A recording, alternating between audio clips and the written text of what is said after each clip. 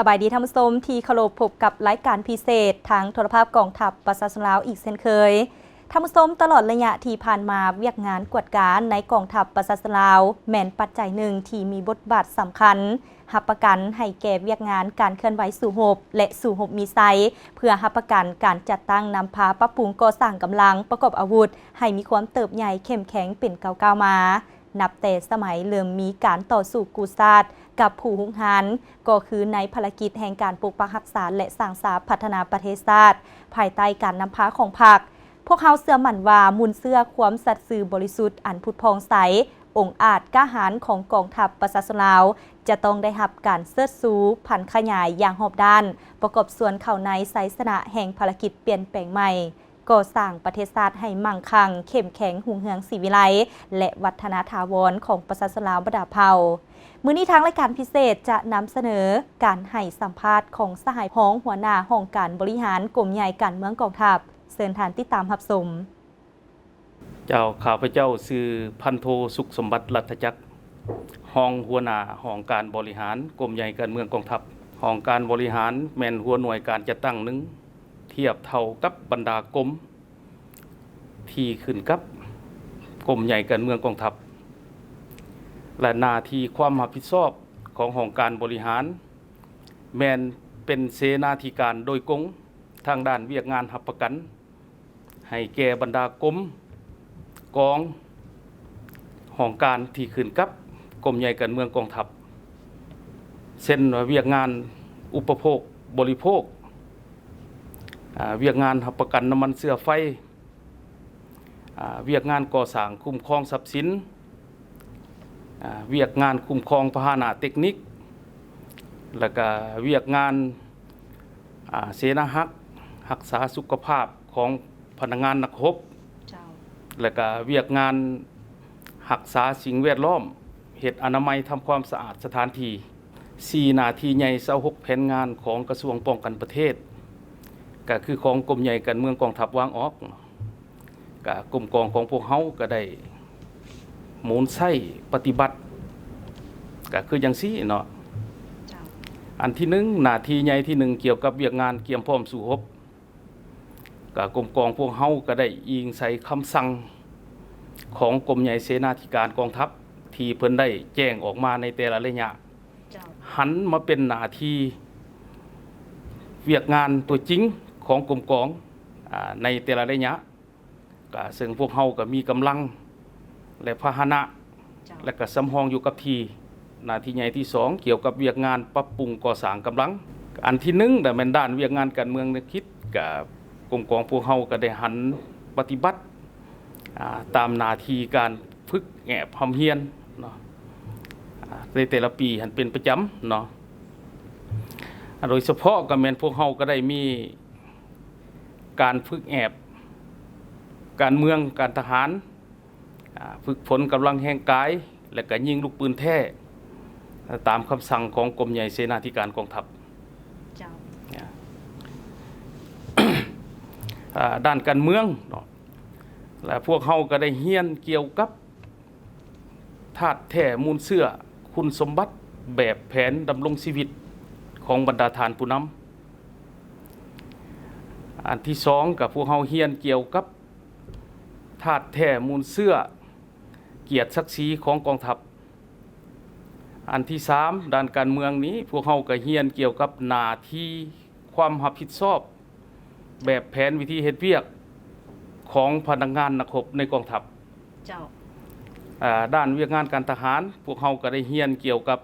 7จังหวะพื้นฐานยุทธวิธีของทหารราบอันที่2กับพวกเฮาก็ได้เฮียนเกี่ยวกับระบอบการลงถือของกองทัพอันที่3ด้านเวียกงานการทหารนี่พวกเฮาก็ได้แม่นได้เฮียนเกี่ยวกับบรรดา7ระบอบ18เวียกของกองทัพในมือหนึ่งเฮียนวิชางดงาม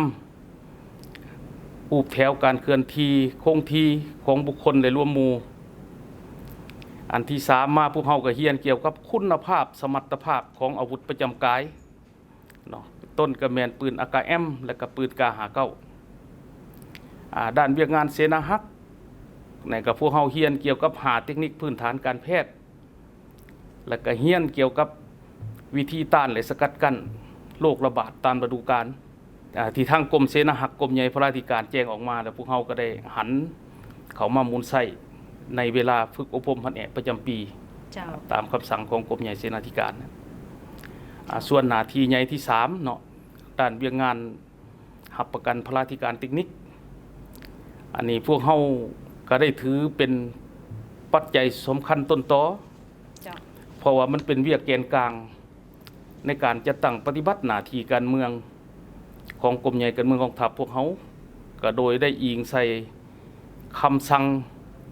แล้วก็แจ้งการขอกำหนดที่กันเทิงวางออกเป็นขอดการจัดตั้งปฏิวัติในการเคลื่อนไหวเวียกงานวิชาเฉพาะของพวกเขาเช่นว่าเวียกงานอุปโภคบริโภคเวียกงานหับประกันน้ำมันเสื้อไฟเวียกงานก่อสร้างคุ้มครองทรัพย์สินแล้วก็เวียกงานรักษาสุขภาพอันนี้พวกเขาก็ได้อิงตามคำสั่งตัวนั้นมาเป็นขอดจะตั้งปฏิบัติและส่วนหน้าที่ใหญ่อันที่4เนาะด้านเวียกงานพัวพันหัวมือกับต่างประเทศผ่านมาพวกเขาก็ได้อิงใส่แนวทางนโยบายการต่างประเทศของพรรคเป็นขอดจะตั้งปฏิบัติในการหัวมือกับเพื่อนมิตรยุทธศาสตร์ตามขอบเขตความรับผิดชอบตามการมอบหมายของกันเทิงโดยเฉพาะกับแมนเวียกงานก่อสร้างบำรุงพนักงานเวียกงานก่อสร้างเคหสถาน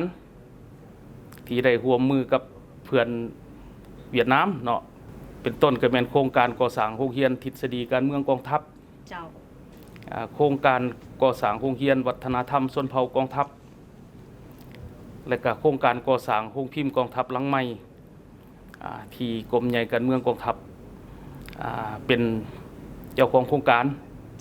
และก็โดยแมนทั้งของการบริหารของพวกเราเป็นผู้ติดตาม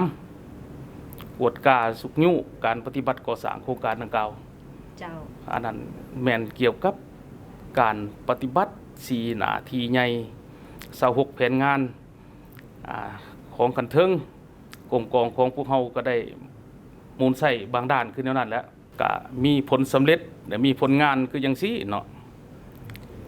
เกี่ยวกับหน้าที่ใหญ่ที่1นี้เบียกงานเกี่ยมพร้อมสู่รบนี่พวกเฮาก็ถือว่าได้เฮ็ดสำเร็จหน้าที่ตามคำสั่งของกรมใหญ่เสนาธิการที่ได้แจ้งออกมาในแต่ละภาวะหั้นพวกเฮาก็ได้เอาทั้งกำลังและก็พาหนะเข้าประจำการเกี่ยมพร้อมสู่รบอันที่2ก็แม่นพวกเฮาได้เฮ็ดสำเร็จการเอากำลังและพาหนะเข้าร่วมต้านภัยน้ำท่วมแต่ก็เฮ็ดอนามัยทำความสะอาดตามเส้นทางในตัวเมืองนครหลวงเวียงจันทน์ในปีผ่านมาหั่นอันนั้นแม่นหน้าที่ที่ถึงและหน้าที่ใหญ่อันที่2เกี่ยวกับเวียกงานปรับปรุงก่อสร้างกำลังด้านการเมืองแนวคิดนี่กรมกองพวกเฮาก็สามารถนำพากรมกองมีความสงบและเป็นกรมกองปลอดใสปลอดภัยปลอดคดีปัญหาที่2กับพวกเฮาสามารถเฮ็ดสำเร็จกองประชุมใหญ่3ขันของตนด้านเวียกงานพระราชการเทคนิคนี้ในผ่านมาเนี่ยกรมกองพวกเฮาก็ถือว่าได้สำเร็จการมอบโอนโครงการผลิตกสิกรรมอยู่นำมาดาวเมืองภูคูนแขวงหลวงพระบางให้กับกองบัญชาการทหารแขวงหลวงพระบางเป็นผู้นำใช้ปกปักรักษาต่อไปและในมูลค่า500 กว่าล้านกีบและหันลงมาซุมใส่อยู่ศูนย์ผลิตนิคมหาดเสี่ยวเมืองนาไซทองนครหลวงเวียงจันทน์นี้ในเนื้อที่ 9.6 เฮกตาร์อันที่2ก็แม่นพวกเฮาได้สำเร็จการก่อสร้างและก็มอบรับศูนย์เสียองค์ขะ30อยู่แขวงหลวงพระบางแล้วก็ได้สำเร็จโครงการก่อสร้างศูนย์ผลิตกสิกรรมและก็ก่อสร้างหนองปลาให้ศูนย์เสียองค์ขะพิเศษ790อยู่นครหลวงนี้ในมูลค่า200 กว่าล้านกีบ และอันที่3ด้านเวียกงานพลาธิการเทคนิคนี่ถือว่าพวกเฮาได้สำเร็จกองประชุมสรุปเวียกงานพลาธิการรอบด้าน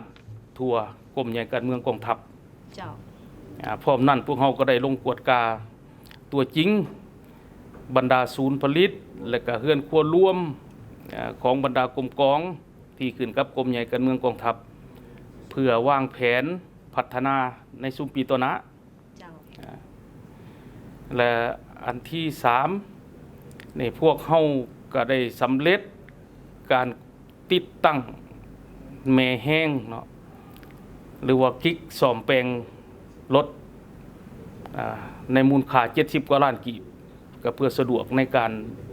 บำบัดรักษาซ่อมแปลงพาหนะและปัญหาที่หาก็พวกเฮาสามารถรับประกันและก็ตอบสนองได้ด้านเวียกงานอุปโภคบริโภคเวียกงานน้ำมันเสือไฟเวียกงานก่อสร้างคุ้มครองทรัพย์สินแล้วก็เวียกงานรักษาสุขภาพเวียกงานบำบัดพัดเสร็จพาหนะการขนส่งแล้วก็เวียกงานรักษาสิ่งแวดล้อมเฮ็ดอนามัยทำความสะอาดสถานที่และสามารถเฮ็ดรับประกันให้ทั่วกรมใหญ่การเมืองกองทัพของพวกเฮาเฮ็ดสำเร็จหน้าที่การเมืองของตนนี่ผ่านมาอันนั้นแม่นผลงานและผลสำเร็จในการจัดตั้งพันขยาย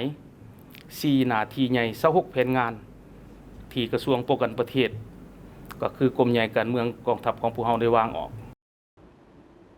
ทำสมทีผ่านไปนั้นก็แมนการให้สัมภาษณ์ของสหายพันโทสมบัติลัทธจักรห้องหัวหน้าห้องการบริหารกรมใหญ่การเมืองกองทัพและยานี้พักชมโฆษณากันก่อนแล้วจึงกลับมาพบกันในระยะต่อไปของทางรายการ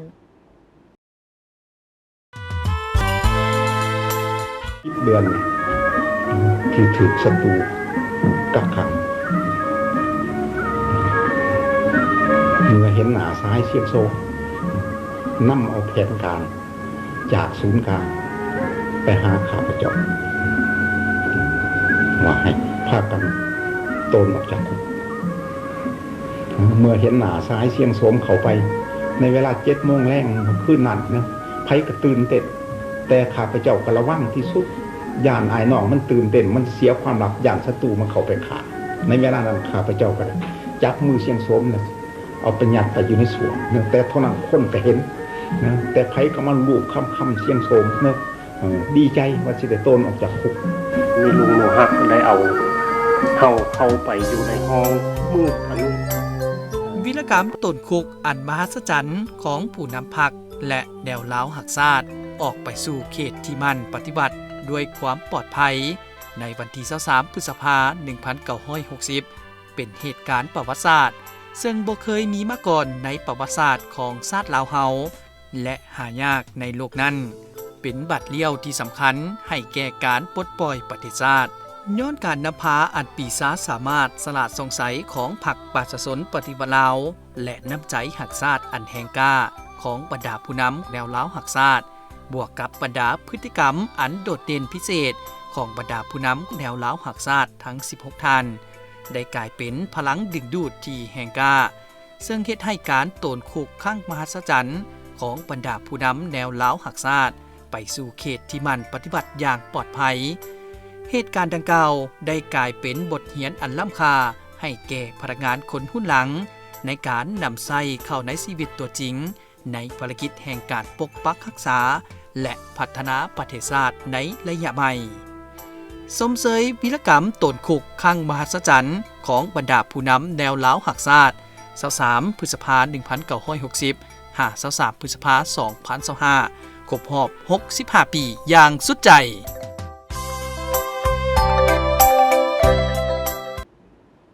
ทำส้มมหนีเวลาของทางรายการพิเศษก็ได้หมดเวลาเพียงเท่านี้พบกันใหม่ในวันและเวลาเดียวกันนี้สบายดี